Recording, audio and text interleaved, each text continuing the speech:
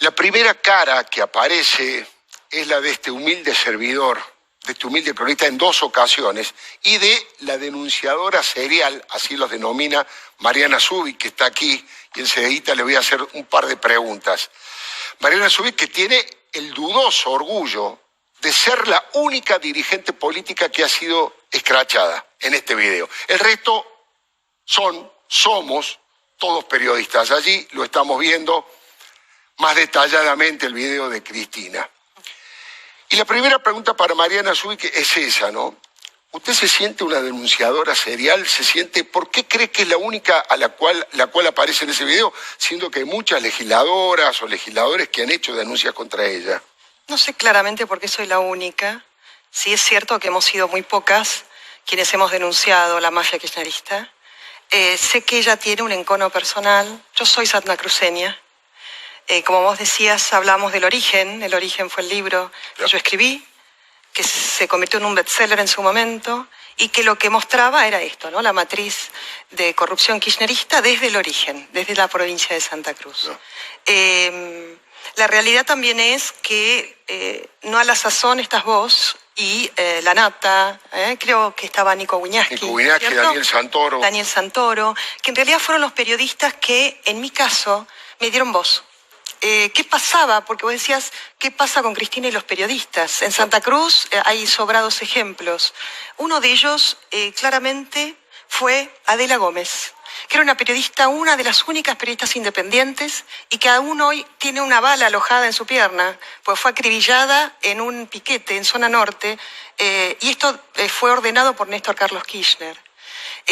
Y la totalidad de los medios de comunicación en la provincia de Santa Cruz fueron cooptados y comprados por los empresarios kirchneristas. Claro. Así es que no había ni existió nunca prensa independiente, salvo algunos portales y honrosas excepciones. Sí, OPI Santa Cruz, exactamente, por ejemplo, o corresponsales claro, de diarios de Clarín o La Nación, que con muchísimo esfuerzo hicieron su trabajo. Ahora, ¿por qué ustedes? Porque ustedes, la realidad es que el otro día, yo lo mencionaba con Luis Majul, oficiaron de fiscales de la Nación cuando la justicia no hacía nada.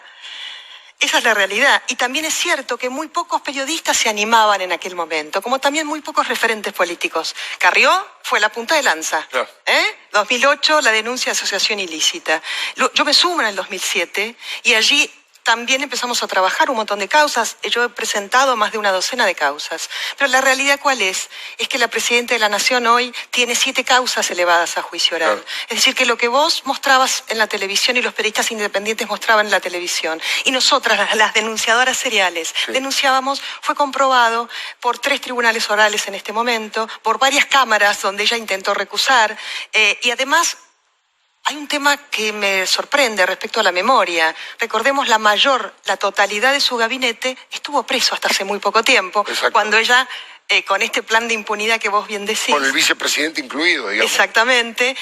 Con este plan de impunidad que vos bien decís, empezó a liberarlos a todos, ¿no? Diputada Zubik, ¿usted tiene temor por esto? Le pregunto porque en ese libro que usted dice que tuvo tanta repercusión, que usted escribió, usted habla de situaciones de violencia intrafamiliar, incluso en el matrimonio Kirchner. ¿No tiene miedo que haya algún tipo de represalia más directa sobre usted, además de este escrache? Es un tema, ¿no? Porque, mira, la mayor parte de mi familia no está en la Argentina. En nuestro espacio político, las que hemos denunciado hoy tenemos que tener custodia, porque hemos recibido amenazas. ¿Usted tiene custodia actualmente? Sí, yo hasta hace mucho tiempo no quise aceptar y mi familia me pidió, por pedido de 2 jueces, acepté la custodia. Y han vuelto radicalizados. Y entiendo que le apremia el tiempo. Entiendo que, porque estas cosas que estamos viendo nosotros, las hemos visto 30 años en Santa Cruz o 12 años en su gobierno, pero en otra etapa de su gobierno, no en el inicio. Me parece que ella entiende que le queda poco tiempo en el poder. Así y es, que Cristina, tiene poco tiempo. Y que tiene que... En términos históricos. En términos históricos. Y que tiene que apurarse en este plan de impunidad. Que este plan de impunidad consta de varias consignas, ¿no? Entre ellas, primero, intentar mostrarle a los argentinos que somos todos iguales. Yeah. Tratar de desacreditar a las denunciadoras seriales. Y también a los periodistas. Entonces, la realidad es que ya está el Ministerio de la Venganza en plena pandemia. articulando esto, amedrentando, intimidando fiscales y jueces, y esto es un intento también de intimidar a los periodistas, este video, de tratar de amedrentarlos e intimidarlos. Ahora, en lo personal, la verdad es que me preocupa, sí, me preocupa por mí, por mi familia, pero también por las otras personas que han denunciado en la Argentina. Claro. Me preocupa, pero no tengo temor. La realidad es que no les tengo miedo. Sería una estupidez de mi parte tenerle miedo a estos ladrones vulgares y torpes. Porque por sobre todas las cosas, estas personas son torpes. Muchos creen y sobreestiman la inteligencia de estas personas. Claro. La realidad es que son perversos y sí tienen una absoluta y total ambición de poder. Y además podríamos después hablar de la concepción de poder y el ejercicio de poder. Seguro.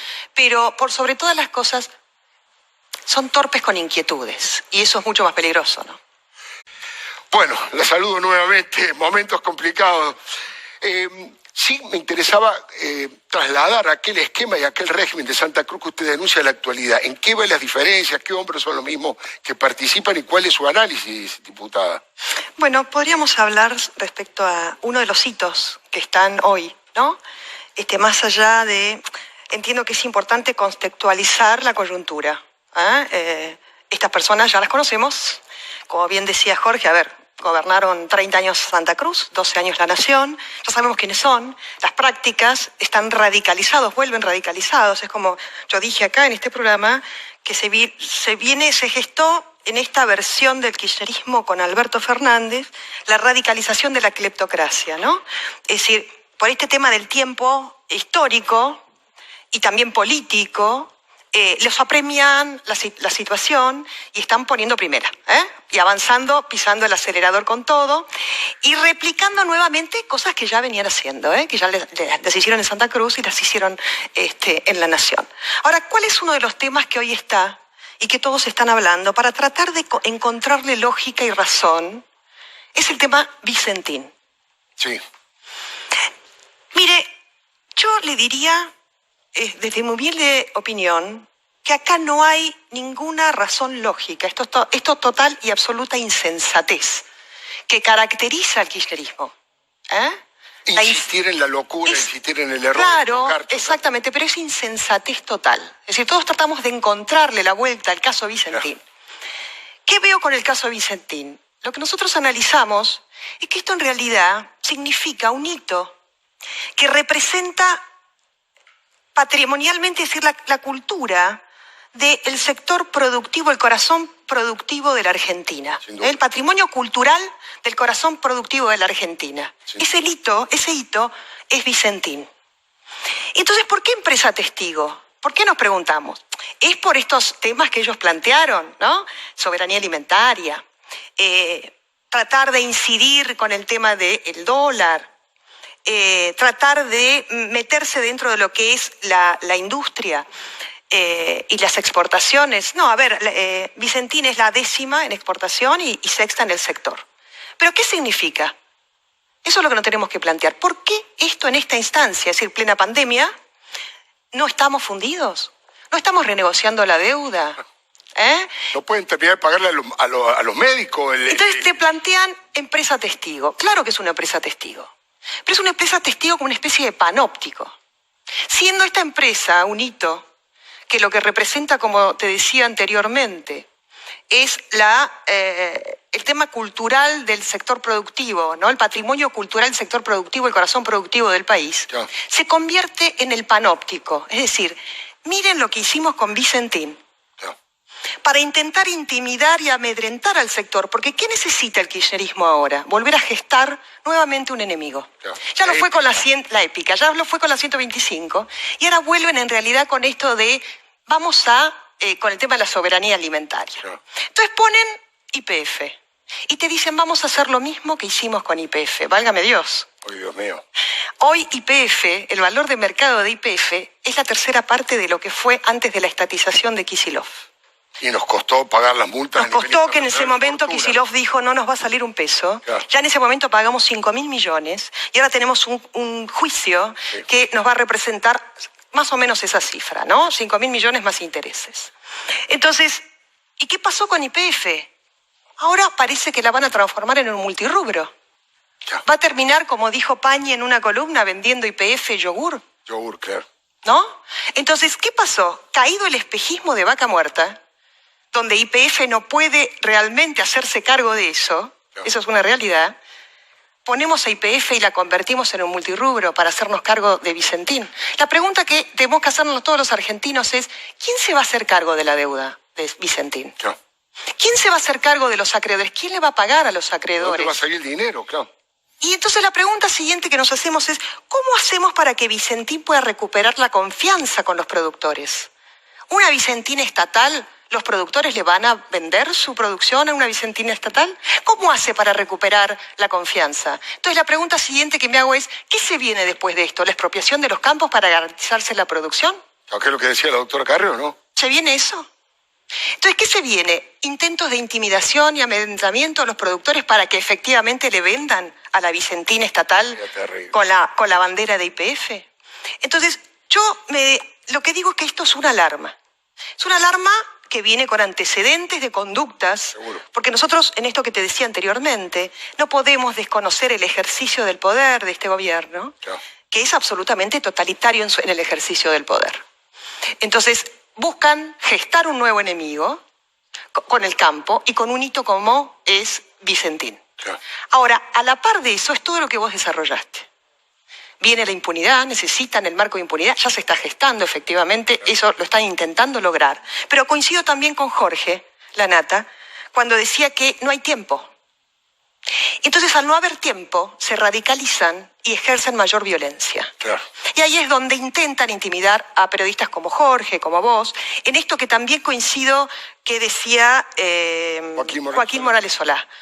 Ella ahora, sin ningún prurito, puso nombre y apellido Sí. en el escrache público desde su cuenta oficial. Entonces, ¿qué significa esto que yo te decía anteriormente? Estamos en manos de dementes. Esto no tiene absoluta sensatez. Y lo que tenemos que tratar de lograr ahora es tratar de darle un marco de seriedad a este delirio.